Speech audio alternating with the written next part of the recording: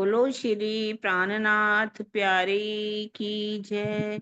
बोलो श्री सतगुरु महाराज की जय। पन्ना धाम की जय।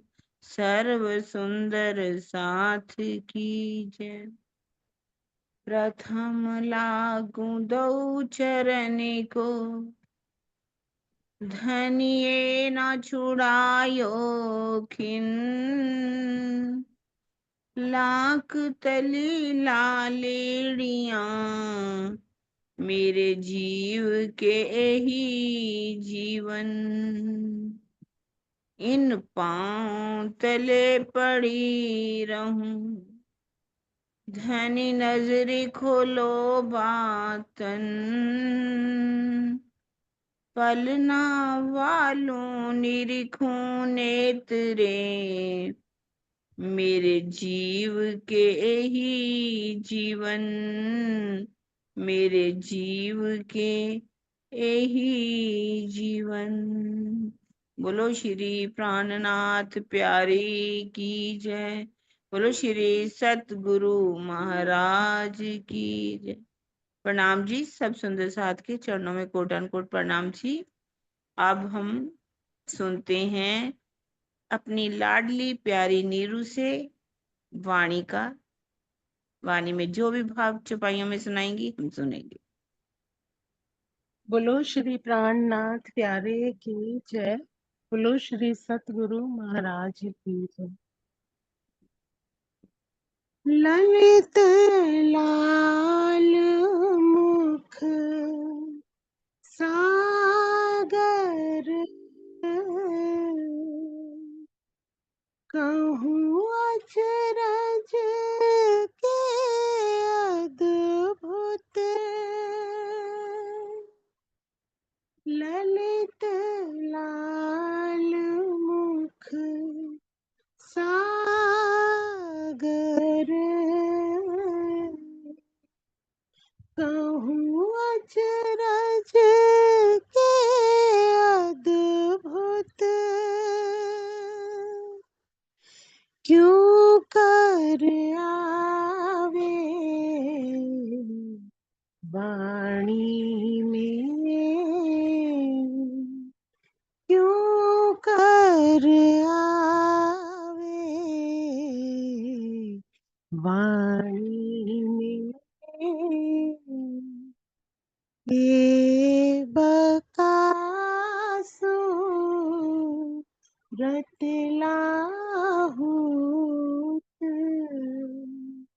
हे बकासु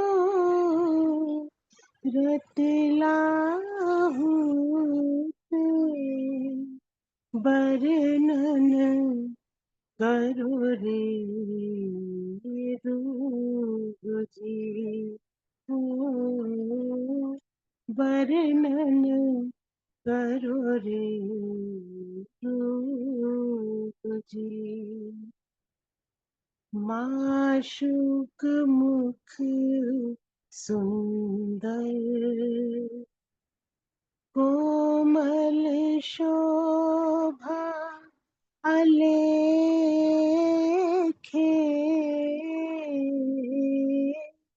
कोमल शोभा अलेखे,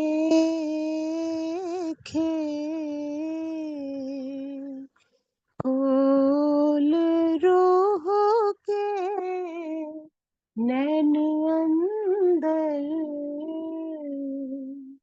वर्णन कहूँ रे रूप जी। कहूँ सजनता के सन कोली, कहूँ सजनता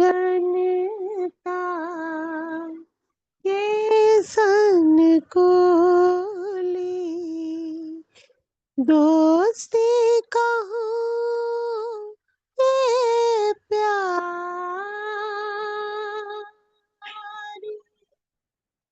जो जो देखूं नजर भर जो जो देखूं नजर भर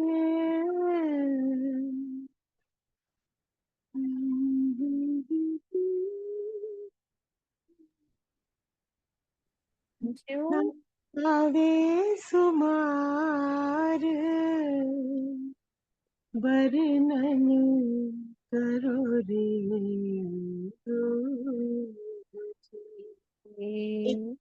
एक वर्ड भूल गई हूँ मैं। जो जो देखूं नजर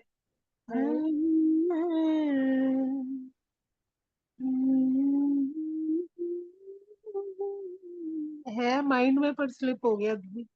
ये दो ही पैरे बस अचानक आपने कहा तो मुंह पर थे। जो देखो नजर भर तो सब सागर अपार अपार सो सब सागर जो जो देखूं नजर भर सो सब सागर अपार वर्णन करो रे अशोक मुख सुंदर कोमल शोभा अलेखे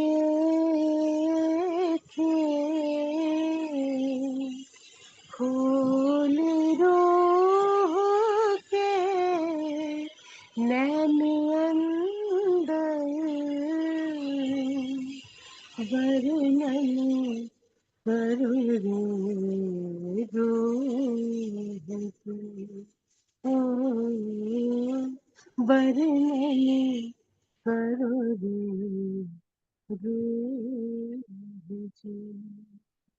बोलो श्री प्राणनाथ प्यारे की गुरु महाराज की प्रणाम जी। बहुत प्यारा। ललित लाल मुख सागर, कहूँ अचरज के अद्भुत, क्यों का रावे वाणी में, ए बका सूरत लहू। क्या बना, बहुत ही प्यारा। अगला बहुत चरण ही कितना प्यारा है ना। कहूँ सज्जनता के सनुकूली दोस्ती संकुली, कहूँ के कहूँ के प्यार प्यार। हाँ सारे इमोशंस हैं सारे के सारे। हाँ, कहो कितना सज्जन भरा के हुआ है संकुली। सब कुछ सब कुछ जो जो देखूं नजर भर सो सो सब सागर चलिए अपार। ये दोस्त भी सबसे अच्छे राजी सुंदर दोस्ती भी कहूँ के सज्जन प्यार, भी। बहुत ही प्यारा। बस यही दो श्रृंगार याद में थी। डुबो दिया। याद करके आया कर, दो तीन छपाई जितनी भी नहीं पहले ये से। दो तो मुझे सोचो मुझे शादी से पहले के याद है और मैंने कभी ये किरंतन नहीं गाया। गाया नहीं है ये ना। दो तारे मुझे तब भी बड़े अच्छे लगते थे ललित लाल और ये तो तब से याद ही है। हाँ सही बात है।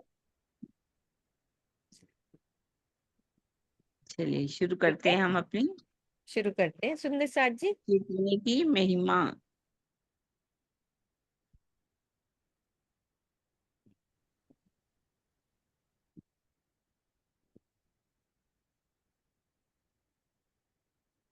हाँ जी, प्रकरण 23 श्रृंगार ग्रंथ। और न पावे बैठने, इत बका बीच खिलवत, बका अरस अजीम में, कौन आवे बिना निस्बत। ब्रह्म सृष्टियों के अतिरिक्त परमधाम के मूल मिलावे में अन्य कोई भी नहीं आ सकता। बिना मूल संबंध के अखंड परमधाम में भला और कौन आ सकता है। केवल परमधाम की आत्माएं ही प्रेम मार्ग पर चलकर चितवनी द्वारा मूल मिलावे में पहुंचती हैं। जीव सृष्टि का रुझान चितवनी द्वारा मूल मिलावे में विराजमान युगल स्वरूप के साक्षात्कार की ओर होता ही नहीं। कर्मकांड और तरीकत के बंधनों को तोड़ पाना उसके लिए टेढ़ी खीर होती है। कौन आवे बिना निस्बते। करना दीदार हक का एही मोमिनो ताम, पानी पीवना दोस्ती हक की इनो एही सुख आराम। श्री राज्य का दर्शन ही आत्माओं का भोजन है तथा श्री राज्य से गहन आंतरिक प्रेम ही पानी पीना है। अंगनाओं को इसी में अखंड सुख का अनुभव होता है।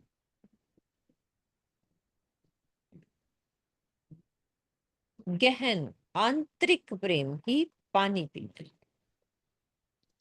आशिक की यही बंदगी जाहिर न जाने कोई, और आशिक भी ना बूझही एक होत दो से सोए।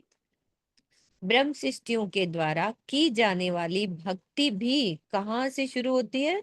चित्तवनी से ही शुरू होती है, और कहीं से शुरू नहीं होती। कुछ नहीं करती वो, आंख बंद करती है, ध्यान, जिसे प्रत्यक्ष रूप में कोई दूसरा नहीं जान पाता।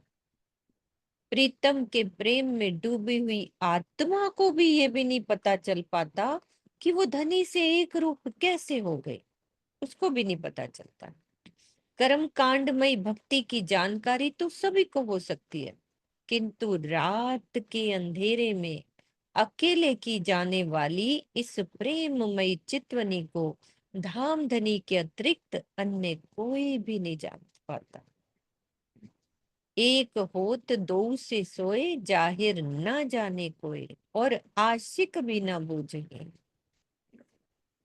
इत आंखें चाहिए हक इलम की, तो हक देखिए नैना बातन। नैना बातून खुले हक इल्मे, ए सहूर है बीचमों में। यदि तारतम ज्ञान की दृष्टि मिल जाती है तो आत्म दृष्टि प्राप्त हो जाती है, जिससे अक्षरातीत का दर्शन होता है।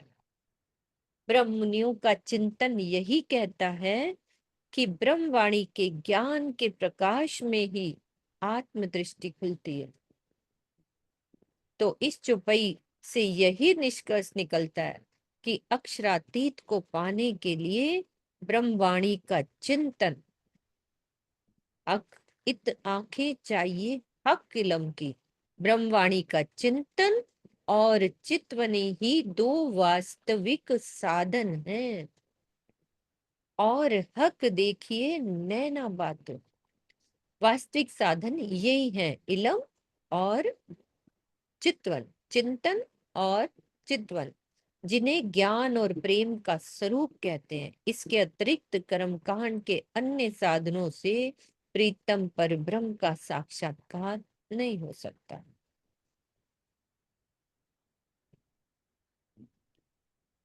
अब प्रकरण 24 चौपाई 13, चितवनी की महिमा। चौपाई हमारी 13 है। जो जो होवे अरस नजीक, खेल त्यों त्यों होवे दूर। यूं करते छूटिया खेल नजरों, तो रूहें कदमे तले हजूर। अब जैसे जैसे चितवनी पे डूबते हैं, जैसे जैसे हृदय में परम धाम की शोभा बसती जाती है, वैसे वैसे हमारे हृदय से माया का प्रभाव दूर होता जाता है। केल त्यों त्यों होवे दूर।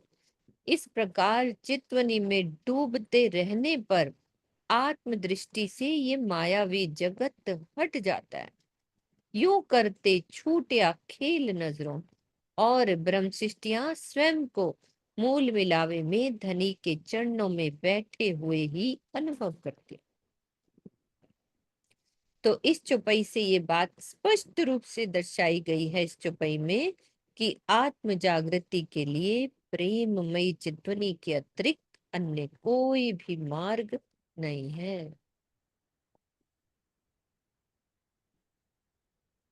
अरस रूहें हक बिना ना रहे, अरस रूहें हक बिना ना रहे। विरहा न सहे एक किन, जब इल्मे हुई अरस बेस की, रूहें रहे ना बिना वतन। परमधाम की आत्माएं अपने प्राण वल्लभ के बिना इस संसार में नहीं रह सकती। एक क्षण के लिए भी प्रीतम का वियोग सह पाना उनके लिए संभव ही नहीं है। ब्रह्मवाणी के ज्ञान से जब रूहें पूर्णतया संशय रहित हो जाती हैं, अर्थात परमधाम की यथार्थ पहचान कर लेती हैं, फिर क्या होता है? चितवनी में डूबकर निज धाम का रस लिए बिना वो रह नहीं पाती। जैसे जैसे परमधाम के गलियां कूचे सब पता लगते हैं, तो फिर हर रूह की इच्छा होती है कि मैं वो सुख चितवनी में लूं, निज धाम का रस लूं। रूहें रहे ना बिना वतन। यद्यपि सभी आत्माएं एक साथ ही परम धाम जाएंगी, किंतु इस खेल में एक क्षण भी विरह न सह पाने का अर्थ क्या है? कि अपने धाम हृदय में उनकी अनुभूति करना। इसके बिना आत्माओं के लिए ये संसार निरर्थक है। इसी प्रकार चौथे चरण का भी आशय धाम हृदय में अखंड परम धाम की शोभा देखने से है, साक्षात जाने से नहीं है, यही बैठे बैठे देखने से। तो चितवन के द्वारा ही होगा।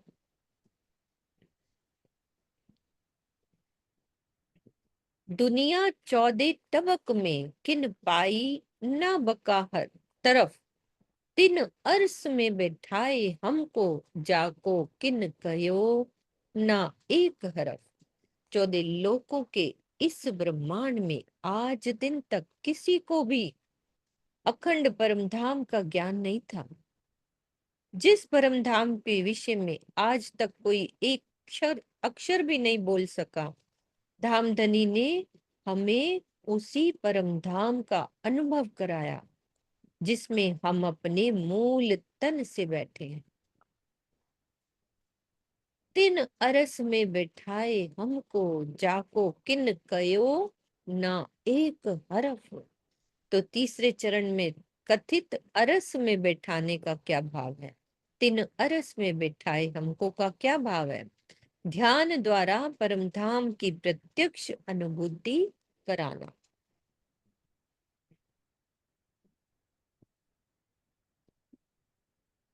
और जित आया हक इलम, अरस दिल कया सोए, हक ना आवे इश्क बिना, और हक बिना इश्क ना होए। जिस आत्मा के हृदय में ब्रह्मवाणी के ज्ञान का प्रकाश हो जाता है, उस हृदय को ही धाम के लाने की शोभा प्राप्त होती है। यदि हृदय में प्रेम ना हो तो धनी का स्वरूप दिल में विराजमान नहीं हो सकता। श्री राज जी के बिना प्रेम कहीं और मिल भी नहीं सकता। और हक बिना इश्क ना होए, हक आएंगे तो इश्क होएगा। ब्रह्मवाणी से प्रीतम अक्षरातीत की पहचान होने से हृदय में एकमात्र श्री राज जी का ही चिंतन होने लगता है ना। दिन रात राज्य का ही चिंतन रहता है। इसीलिए ऐसे हृदय को धाम के लाने की शोभा प्राप्त हो जाती है। श्री राज्य के स्वरूप की चितवनी किए बिना अन्य किसी साधन या स्तोत्र से प्रेम प्राप्त नहीं होता। युगल स्वरूप के अतिरिक्त अन्य कहीं पर भी स्वलीला अद्वैत का प्रेम है ही नहीं।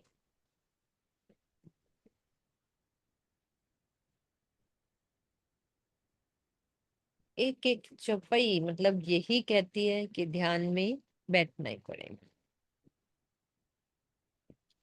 अरस कहिए तिल तिनको, जित है हक सहूर, इलम इश्क दो हक के, दो हक रोशनी नूर। उसी दिल को धाम के लाने की शोभा प्राप्त है जिसमें श्री राज्य का चिंतन और चितवनी होती। अर्स कहिए दिल तिन का, जित है हक सहूर, इश्क और इल्म दोनों ही धनी के अंग हैं। इल्म इश्क दो हक के, और इन दोनों से ही श्री राज जी के नूरी स्वरूप की पहचान होती है। दो हक रोशनी नूर। ज्ञान से चिंतन होता है, प्रेम से चितवनी होती है। सहूर शब्द का तात्पर्य चिंतन या चितवनी से ही है। बिना चिंतन या चितवनी, ध्यान द्वारा आत्मिक आत्म दृष्टि से देखने के प्रीतम की नूरमयी शोभा को नहीं जाना जा सकता। अब जब तक वाणी का चिंतन ही नहीं करेंगे तो कैसे आगे बढ़ेंगे? तो चिंतन भी जरूरी है और चितवन भी। फेर हक अंग देखिए, जो याद आवे निस्बत है। अनुभव तो एक अंग का, जो हमेशा वाहिदत।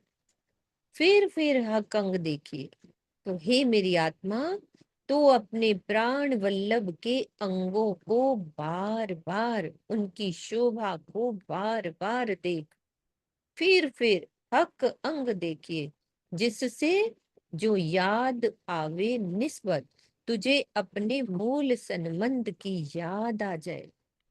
धामधनी के किसी भी अंग की शोभा का अनुभव सभी अंगों की ही शोभा का अनुभव है, क्योंकि वहां सर्वदा ही एक दिली की लीला होती है, जो हमेशा वाहिद है। श्री राज जी के सभी अंगों की शोभा समान है, क्योंकि वहां एक दिली है। कोई भी अंग किसी अन्य अंग से कम या अधिक सुंदर नहीं है। इसीलिए किसी एक अंग की भी शोभा का आनंद मिलने पर सभी अंगों की शोभा का आनंद प्राप्त हो जाता है। तो इसको हम कैसे समझ सकते हैं शीतल दिन, कि एक अंग की शोभा, मान लो चरण की शोभा दिल में आई, मान लो हस्त कमल की शोभा का दीदार मिला, तो सभी अंगों की शोभा का आनंद कैसे प्राप्त हो गया? कैसे? उसको इजी वे में समझाओ, कैसे हो जाएगा? जैसे अगर हम हस्त कमल का दीदार करते हैं, तो जो हस्त कमल में नूर है, जो सुगंधी है, जो कोमलता है, जितने भी गुण है, वो धनी के सारे अंगों में वही गुण आ जाते हैं ना। सारे गुण वही होते हैं। तो एक हस्त कमल के नूर को देखते देखते ही धनी के सारे अंगों को नूर में मिल जाता है। वही सुगंधी, वही कोमलता, वही कांति, वही आभा, वही वाहिदत, सब कुछ उसी एक अंग में ही, सारे अंगों की शोभा का आनंद। यानी सब कुछ एक ही अंग में जो है, वही सारे अंगों की शोभा है। तो मतलब वो यही, हाँ जी, मतलब कहने का कि हम अगर सिर्फ आकार में जाएं, तो ये हस्त कमल से चरण में जाएं, चरणों से मुखार बिंद पे जाएं। लेकिन यहाँ पे धनी का मतलब हमें समझाने का मतलब ही यही है कि एक अंग की शोभा में जब हम डूब जाते हैं, तो सारे अंगों की शोभा ही वैसा है। सारे अंगों की शोभा ही हमें वही आनंद देती है, जो हस्त कमल की शोभा हमें आनंद देती है। यही बात है ना। यही भाव है ना किरण दीदी? है ना किरण दीदी? शीतल जी बहुत अच्छा बता रही हैं। हाँ। वैसे ये भी बात है कि परमधाम में कोई भी अंग ऐसा नहीं है कि चरण है, जैसे लिखा हुआ है ना, फिर चरण जो निरखिए, रूह को लागी एही रट, हक कदम हृदय तब खुल गए हृदय पट। एक और नहीं, पूर्ण स्वरूप हक का आए बैठा माहे दिल, सभी अंग इश्क के खुले सब मिल, ऐसा है। मतलब हाँ। एक अंग को भी यदि हम देखते हैं ना, एक चरण मेहर कद्र जिन पर ताए देत हृदय पूर्ण स्वरूप, मतलब राज्य के चरण कमल भी हृदय में आ जाते हैं, तो समझ लीजिए कि पूर्ण स्वरूप ही राज्य का रूहों के दिल में आ जाता है। ऐसा नहीं कि चरण का मतलब सिर्फ चरण ही है, चरण का मतलब भी सारे अंग है। सभी अंग रूह के हृदय में आना शुरू हो जाते हैं सभी अंग। तो जो भी अंग है वो अपने आप में पूर्ण है, पूर्ण काम, पूर्ण मतलब ऐसा नहीं है कि एक अंग आ गया तो समझो कि पूरा नहीं आया। हाँ, वैसे यदि हम वाणी पढ़ते हैं तो ऐसा भी आता है ना, राज्य का जो जो अंग रूह के दिल में आ जाता है वही वही अंग जागृत हो जाता है, ऐसा भी आता है। लेकिन जहाँ मीन अपनी शीतल की भी बात ठीक है, और वैसे भी देखा जाए तो राज्य के अंग जो है पूर्ण है, चाहे कोई भी अंग नजर आ जाए रूह के दिल में, वो शोभा जाती नहीं। मेरे दिल में ये भाव आ रहा है कि जैसे अभी कुछ ऐसा हुआ नहीं है, मतलब वाणी से समझ में जैसे आ रहा है कि मान लो राजी के हस्त कमल हमें महसूस होने लग गए, मान लो हम्म। चितवन हम्म। के, तो पूरा ही सब कुछ नजर आएगा ना, खाली हस्त कमल थोड़ी ना नजर आएंगे। मुझे राजी का मैंने हाथ पकड़ा है तो चेहरा भी नजर आएगा, नैन भी नजर आएंगे, चरण कमल भी नजर आएंगे। कोई राजी खाली हाथ ही थोड़ी ना दिखाएंगे। जब एक हाथ ही राजी ने अपना दे दिया तो पूर्ण स्वरूप तो दिखा दिया ना, उसमें कुछ ऐसा रह ना, नहीं पहले जाएगा। पहले इश्क अनुभवी, मतलब हाँ अनुभव में ये भी कहा जाता है कि कोई कोई अंग आई झलक चली गई, जैसे अलग युगल बात है। दास जी, हाँ युगल दास जी महाराज जी की बात भी तक पढ़ते हैं तो वो कहते हैं कि कबीर जी का कोई अंग नजर आया, कभी कोई, हाँ कभी परम धाम का एक एक। तो फिर उन्होंने कहा राज्य अब मुझे पूरन दिखाओ, हाँ, तो ये वाली मतलब बात। उनको पूरन भी नजर आना शुरू हुआ। हाँ वो स्थिति, हाँ, वो स्टार्ट वाली, हाँ। बल्कि हाँ जो स्टार्ट। नजर आई हाँ, हमारे थोड़ी। अंदर कितना प्रेम है, कितना वो, मतलब हाँ इश्क है, कैसे राज्य की भी हमारे ऊपर मेहर हो रही है, धीरे धीरे धीरे। पर हाँ, सारे गुण तो नहीं होंगे ही होंगे एक अंग के अंदर, बस वो गुण चुप, सारे, ये वो समझ सभी अंगों के। में गुण तो हो गए ही होंगे, ये तो पक्की बात। हम्म। हाँ जी चांद दीदी, आप आ जाओ ना। एक मिनट, मुझे दिख नहीं रहा, एक मिनट मैं दोबारा देखती हूँ। चांद दीदी आप कुछ बोलना चाह रहे थे, बोलो ना। हाँ जी, प्रणाम जी सुंदर सर जी। मुझे पता नहीं, मुझे क्यों ऐसा लग रहा है, अगर ठीक है तो बताना। मुझे ऐसा लगता है कि जैसे हमने राज्य का कोई एक अंग देख लिया तो हमें उस पर प्यार आएगा, क्योंकि वो बहुत सुंदर है। जैसे अपन कोई बच्चा न्यूली बॉर्न पैदा होता है तो उसके कितने प्यारे प्यारे हाथ पैर होते हैं, तो बहुत प्यार आता है उसको देखते ही। वैसे ही राज्य के किसी भी एक अंग को देख लेंगे ना तो प्रेम आएगा, उनके ऊपर बहुत प्रेम आएगा। और मूल रूप से तो राज्य को देखने का लक्ष्य तो यही है ना कि हमें प्रेम आए, इष्ट हम्म। आए हमें उनके ऊपर। तो हम किसी भी एक अंग को भी देख लेंगे ना तो भी हमें उतना ही प्रेम आएगा। यदि हम पूरे राज्य को देख लेंगे तब भी हमें उतना ही प्रेम आएगा, क्योंकि वो हैं ही इतने प्यारे और इतने ही सुंदर हैं। तो उनकी उस सुंदरता को, कोमलता को, जैसे शीतल जी ने बताया, सुगंध को, उसको किसी एक छोटे से पार्ट को भी देख लेंगे ना तो हमें बहुत प्रेम आएगा उनके ऊपर। नहीं, बहुत प्यारी बात, सही कह रहे हो।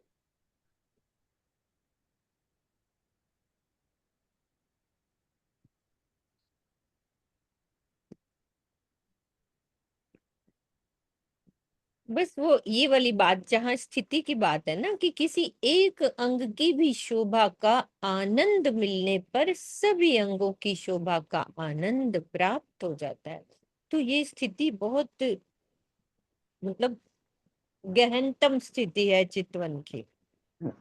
वैसे भी दीदी देखा जाए, अगर यहाँ पे भी हम अब देखें कि एक छोटा बच्चा, बिल्कुल न्यूली बॉर्न बेबी जो होता है, अब जिसकी आंखें नहीं होती, वो उसका स्पर्श करके ही पूरी उसकी स्थिति को जान पाता है कि वो बच्चा कैसा है। जब जैसे हाथ को भी छुएगा तो उसको वही कोमलता लगेगी, वही उसको, मतलब उसको वो उस पर प्यार आएगा।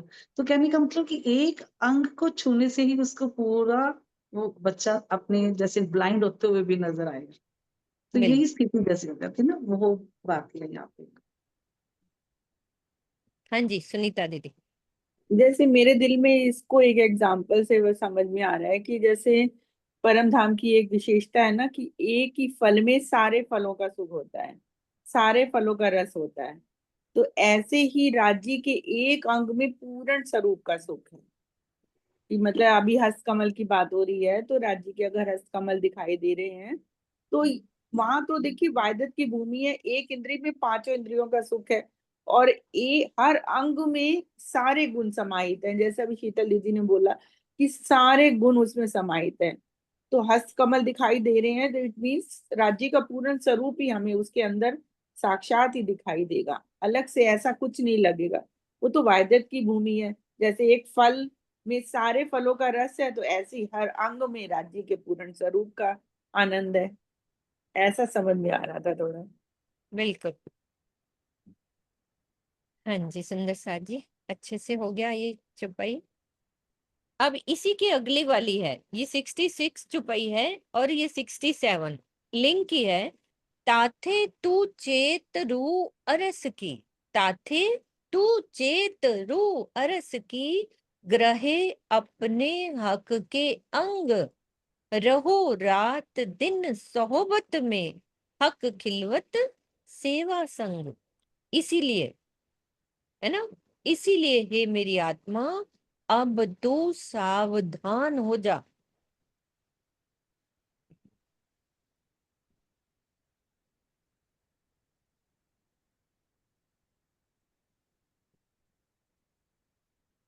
ये बात समझ ली हमने। अब वो कह रहे हैं अब तू सावधान हो जा, मैंने तुझे ये बात समझा दी है ना। बार बार देख, तुझे अपने मूल संबंध की याद आएगी।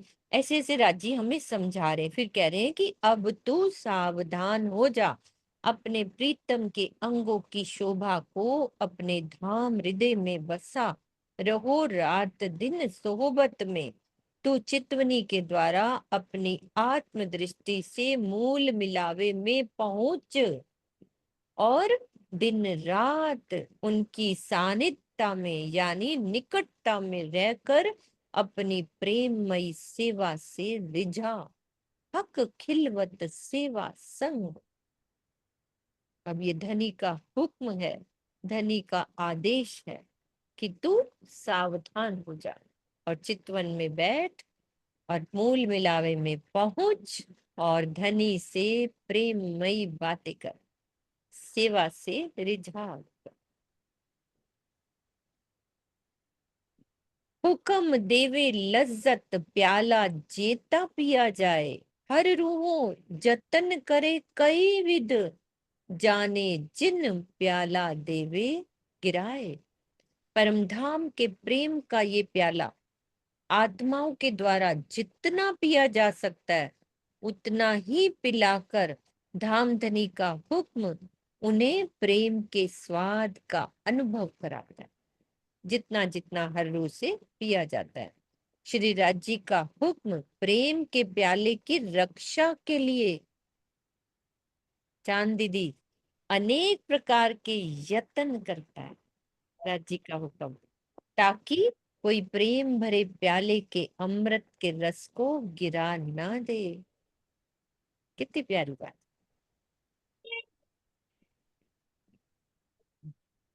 अब कह रहे हाथ में पीने के लिए लिए हुए प्याले को गिरा देने का अर्थ क्या है ना। हाथ में प्याला आ गया और फिर उसको गिरा देने का अर्थ क्या है कि ब्रह्मवाणी के ज्ञान तथा चित्वनी के द्वारा अध्यात्म के उस स्तर तक पहुंच जाना जिसमें प्रीतम का दीदार बहुत ही निकट रह जाए, है ना। फिर भी माया के प्रभाव से विषय विकारों में फंस जाना और प्रीतम के सुख से वंचित रह जाना, तो ये हुक्म हमें करने नहीं देगा।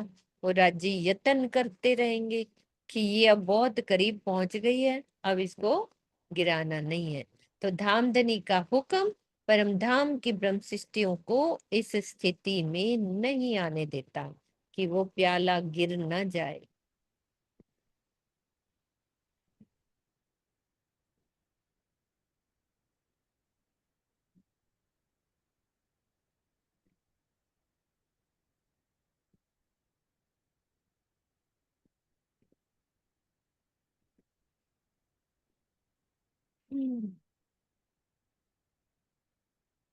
प्रकरण 25 श्रृंगार ग्रंथ चौपाई 7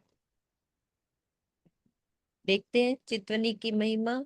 बैठे मासूक जाहिर पर दिल न लगे इत। ये कीर्तन याद है किसी को? मासूक मुख देखन को हाय हाय, नैना भी न तरसत। सुनीता दीदी कानपुर वाली बोलते हैं, बहुत प्यारा। हाँ जी ज्योति। दीदी दीदी बोलना है क्या? हाँ बोल दो, 2 लाइन, कोई बात नहीं। जी। बोल दो, भाव आ रहे हैं तो बोलो।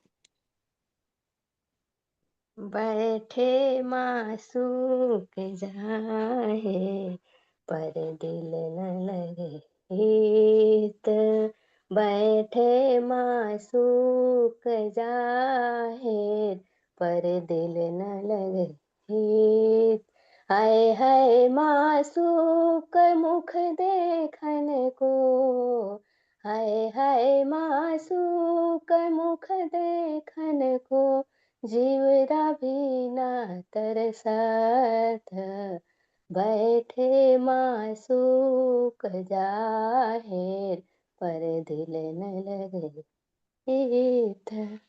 जी दीदी और बोलना है कि बस अभी तो कोई बात नहीं, 2 लाइन, बहुत सुंदर, अच्छा। बहुत प्यारा। तो मूल मिलावे में श्री राजी राजी साक्षात बैठे हैं, बैठे मासूक जाहिर, किंतु उनकी शोभा को देखने में दिल नहीं लग पा रहा है हमारा। पर दिल न लगे इत, हाय हाय अपने प्राण वल्लभ के मुखार बिंद को देखने के लिए हमारे नेत्र अब तरसते भी नहीं है। अर्थात दर्शन की तीव्र लालसा हमारे अंदर है ही नहीं, तीव्र लालसा।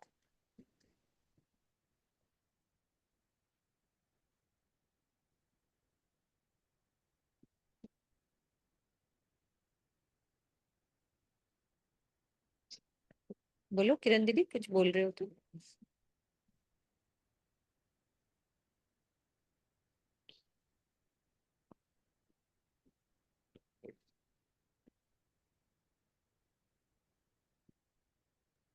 बहुत ही सुंदर बोलती है वो, हाँ सुनाओ बहुत आपको, ही प्यारा है।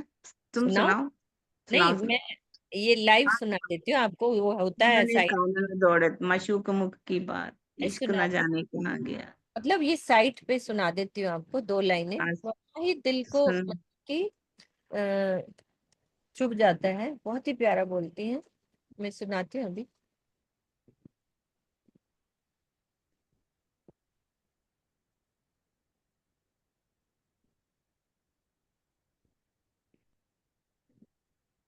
मुझे पहले कहा होता था, मैं सुनीता को फोन कर देती, कल भी रात बड़ी देर बातें करती रही। अरे वाह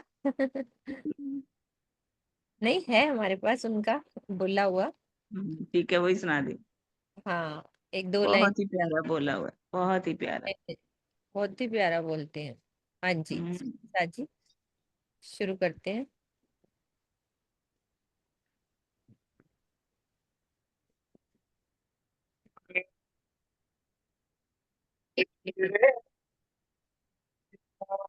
ये वाणी चर्चा है, 1 सेकेंड, उनका गाया हुआ है।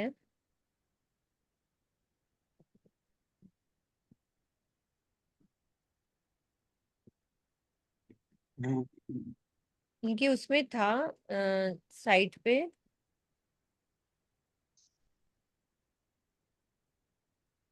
अच्छा, 1 सेकेंड, नीरू है पास में? नीरू आप बोलते हो ये वाला? हाँ मिल जाएगा, अब मिल जाएगा, यस, अब आ गया, याद आ गया।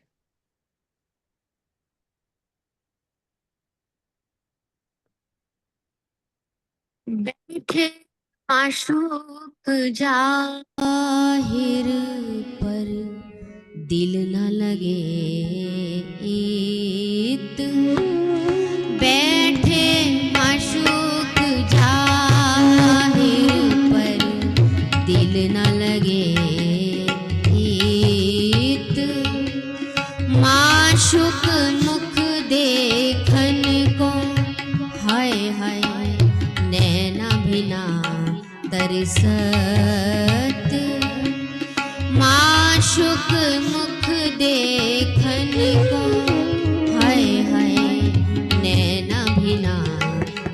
सत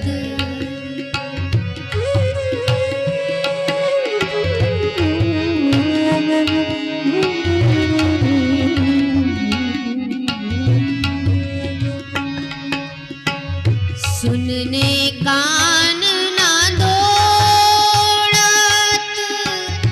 माशुक मुख की बात सुनने कान ना दौड़त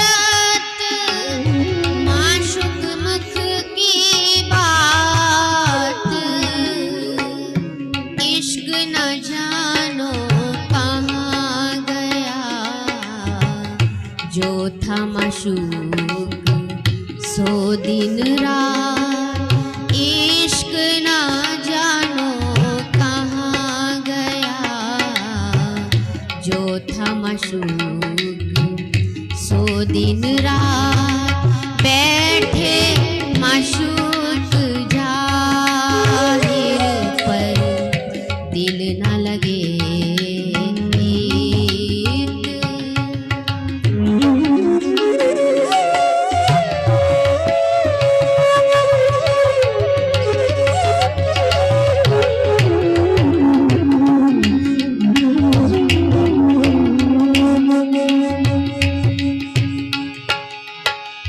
रू अंगना दौड़े मिलन को ऐसा रस खावंद मासूक रू अंगना दौड़े मिलन को ऐसा रस खावंद मासूक महबूब जुदागी जान के अंग होत नहीं टूक टूक महबूब जुदागी जान के अंग होत नहीं टूक टूक बैठे माशूक जाहिर दिल न लगे ईद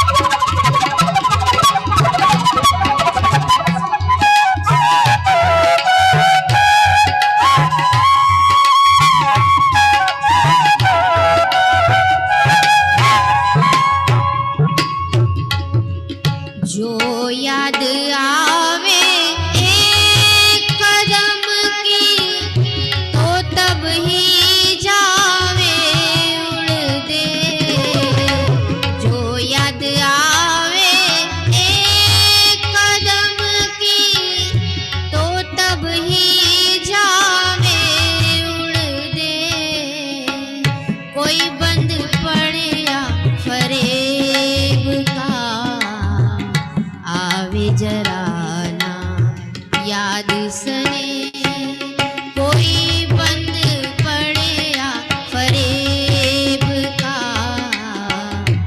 आवे जरा ना याद सने बैठे माशूक जाहिर पर दिल न लगे ईद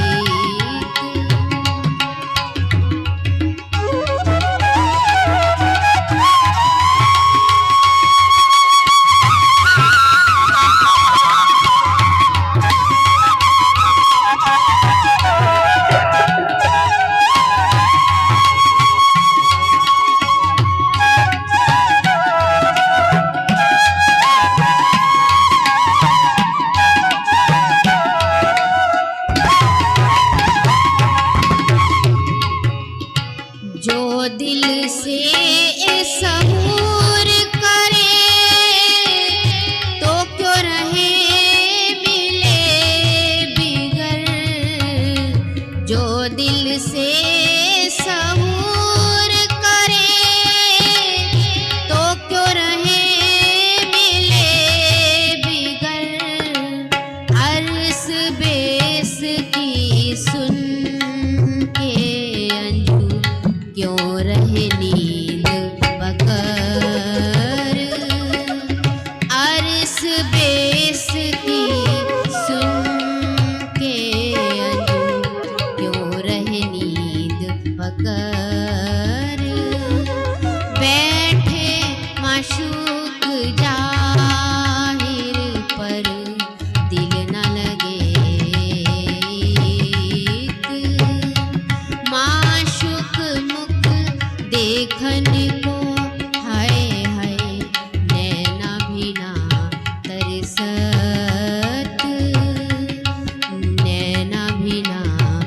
बरसत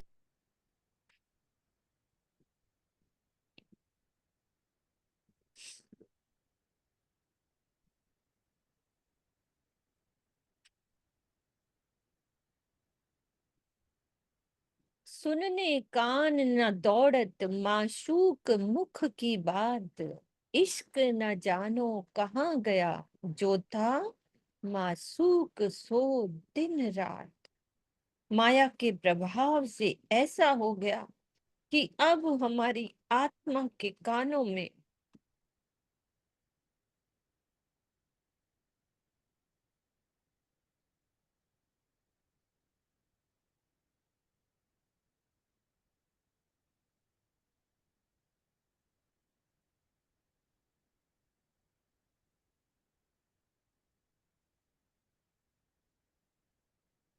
प्रीतम के मुखार बिंद की अमृतमय वाणी को सुनने की उत्कंठा ही नहीं रह गई है। श्री राज्य के प्रति रात दिन हमारे हृदय में जो अखंड प्रेम रहा करता था, पता ही नहीं वो कहाँ चला गया।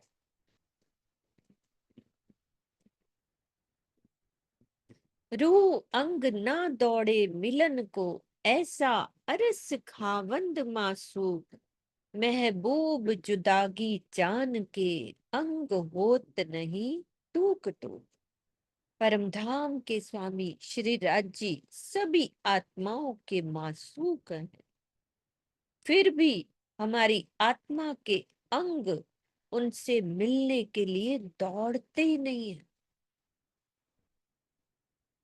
अर्थात अब हमारे अंगों में मिलन की तड़प ही नहीं है।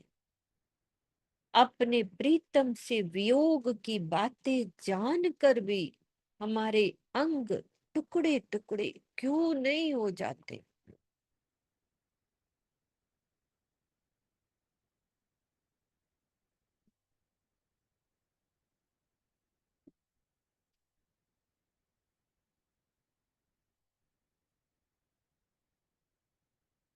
मोमिन हक बिना ना देखे, यही मोमिनो ताम, बंदगी तवाफ सब इत ही मोमिनो इत ही आराम। परमधाम की आत्माएं श्री राज्य के अतिरिक्त अन्य किसी को भी प्रीतम के भाव से नहीं देखती। प्रीतम का दीदार ही उनके जीवन का आधार रूप भोजन है। युगल स्वरूप के चरणों में ही इनकी बंदगी और परिक्रमा करना है। इसी में उनको संपूर्ण आनंद प्राप्त होता है। खाना पीना सब इत ही मिलाप मजकूर, इत ही पूरन दोस्ती, इत बरसत हक का नूर। युगल स्वरूप के चरणों में ही ब्रह्म सृष्टियों का भोजन करना एवं जल पीना है। उनसे ही मिलन और वार्ता भी होती है। इत ही मिलाप मजकूर, धनी से ही इनकी प्रेम भरी दोस्ती है। इन आत्माओं पर श्री राज्य के नूर की वर्षा होती है। इत बरसत हक का नूर। भोजन करना प्रेम की बहिरंग लीला है, जिसमें दर्शन लीला प्रमुख है। जल पीना आंतरिक लीला।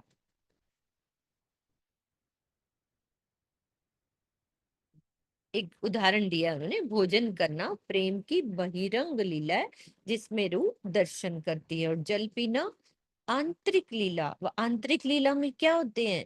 आशिक माशूक ही एक दूसरे के दिल में प्रवेश कर जाते हैं और स्वयं का अस्तित्व भूल जाते हैं। राज्य भूल जाते हैं कि मैं राज्य नहीं हूँ, रूह भूल जाती है कि मैं रूह ही नहीं हूँ। चितवनी में आत्मा अपने मूल तन परात्म का श्रृंगार सजकर प्रीतम का दीदार करती है और उनसे बातें भी करती है। इस जागनी ब्रह्मांड में युगल स्वरूप श्री महामती जी के धाम हृदय में विराजमान होकर लीला कर रहे हैं। यही कारण है कि सभी सुंदर साथ ने श्री प्राणनाथ जी को साक्षात अक्षरातीत मानकर ही श्री 5 पद्मावती पुरी धाम में सेवा की, श्री जी के चरणों में प्रेम रखने पर वही फल प्राप्त होता है जो परम धाम के विराजमान युगल स्वरूप के प्रति ईमान, निष्ठा, विश्वास रखने से प्राप्त होता है। तो ये संबंध में खुलासा ग्रंथ की जो चौपाइयां हैं उसको वर्णन किया जा रहा है। जाको दिल जिन भात को तासो मिले, तिन विध मन चाया स्वरूप होए के, कारज किए सब सिद्ध।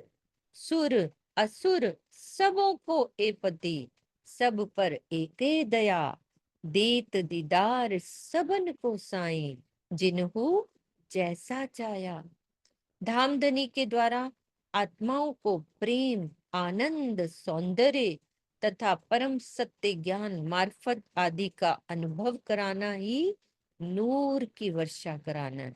इत बरसत हक का नूर। प्रेम, आनंद, सौंदर्य और मार्फत सत्य ज्ञान, परम सत्य ज्ञान का अनुभव कराना ही नूर की वर्षा कराना।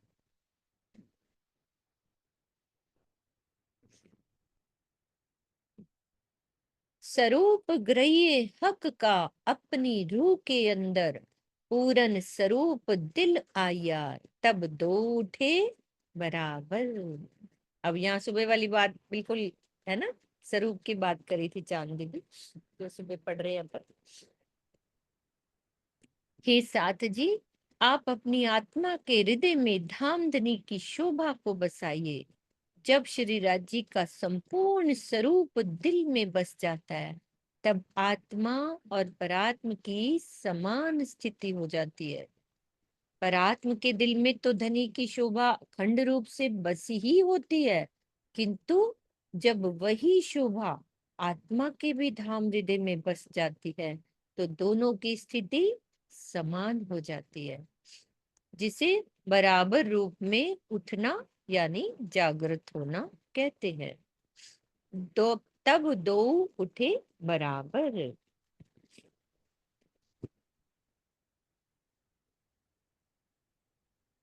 ए शरीयत अपनी मोमिनो और है हकीकत, क्यों ना विचार के ले वहीं, हक हादी बैठे तखत।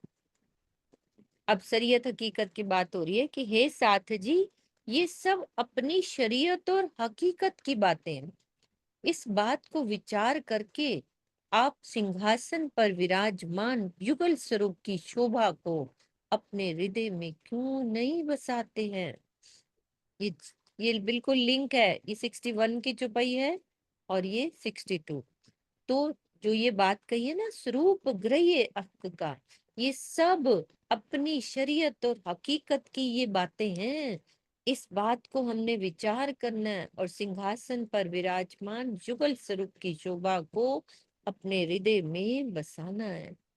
14 लोक, निराकार और बेहद से परे परम धाम तथा युगल स्वरूप के दर्शन को प्राप्त करने का लक्ष्य बनाना क्या होता है? शरीयत। जैसे हम चितवन के द्वारा चलते ना, 14 लोक को पार किया, निराकार को पार किया, फिर बेहद योग माया को पार करके परम धाम पहुंचे। परम धाम में फिर युगल स्वरूप के दर्शन, मूल मिलावे में कैसे पहुंचना है। तो ये हम जो लक्ष्य बनाते हैं ना अपना, कि ऐसा निर्धारित करते हैं कि मेरी आत्मा ऐसे चल रही है, मेरा लक्ष्य ये है, तो ये क्या होता है? शरीयत है। और युगल स्वरूप तथा परम धाम की शोभा को बसा लेना, ये हमारी हकीकत है मोमिनों की। शरीयत और हकीकत ये है।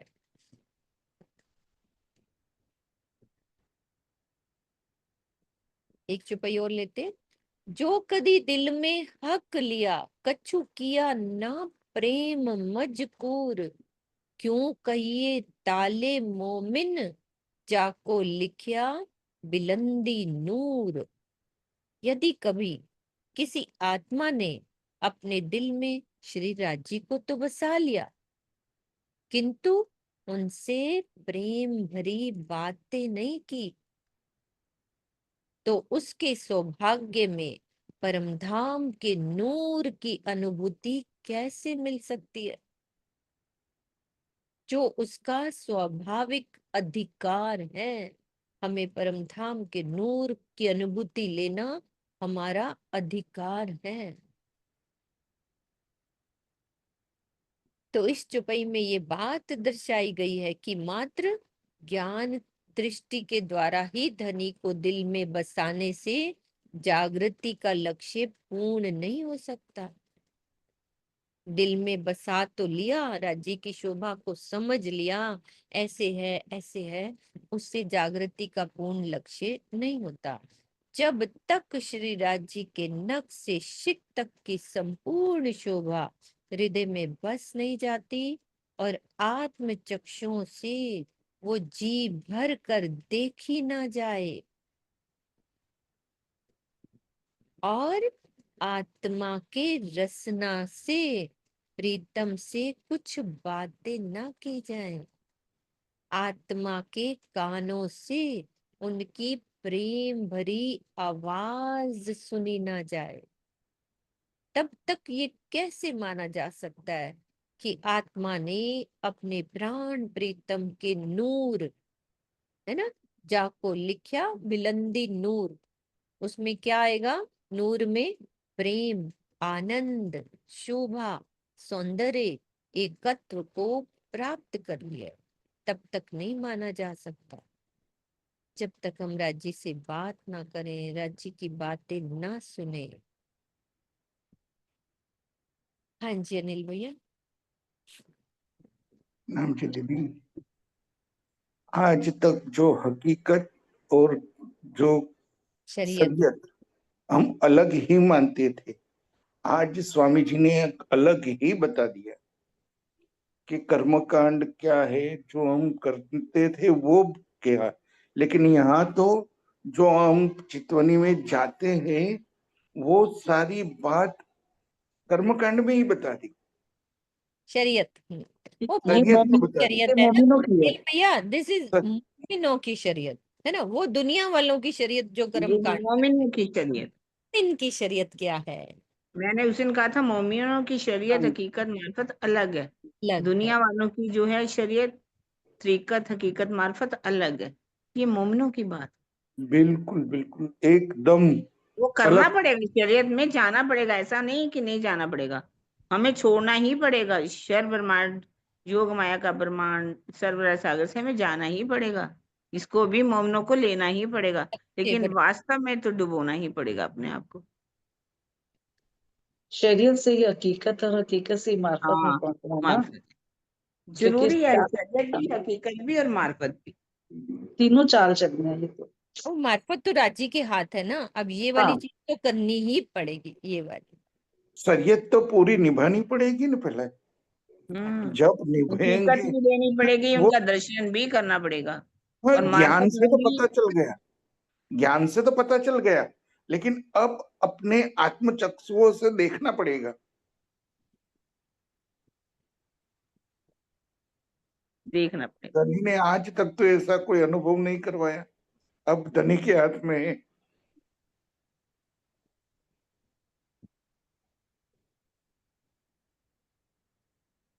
जब भी बैठते हो तो ज्ञान पहले दौड़ता है, बुद्धि दौड़ती है।